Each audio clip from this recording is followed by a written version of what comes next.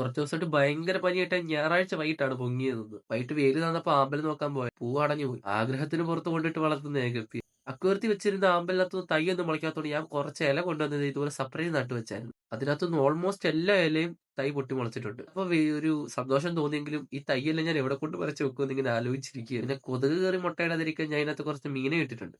നമ്മുടെ മുമ്പ് കണ്ട ഗപ്പിയുടെ കുറച്ച് ബാലൻസ് ഗപ്പിയാണ്.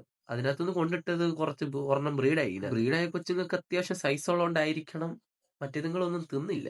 എന്തോ ഭാഗ്യം. അങ്ങനെ അതെല്ലാം നോക്കിയിട്ട് ഞാൻ തിരിഞ്ഞ് അടുക്കളയിലോട്ട് കയറാൻ നേരം ഇവരെല്ലാം ഇവിടെ ഫുഡിന് വേണ്ടി വന്നിരിക്കുന്നു. അവർക്ക് കുറച്ച് ഫുഡ് നമ്മൾ കൊടുത്ത് പിന്നെ ഞാൻ ഒരു ഇഞ്ചി ഇട്ട് തിളപ്പിച്ച ചായയും കുടിച്ചു. അങ്ങനെ ചായയൊക്കെ കുടിച്ചിരുന്ന് വേൾഡ് കപ്പ് ഫൈനലിനെ പറ്റി ഇങ്ങനെ ആലോചിച്ചിരിക്കുകയായിരുന്നു. അങ്ങനെ രാത്രി വേൾഡ് കപ്പ് ഫൈനൽ കാണാൻ പോയി.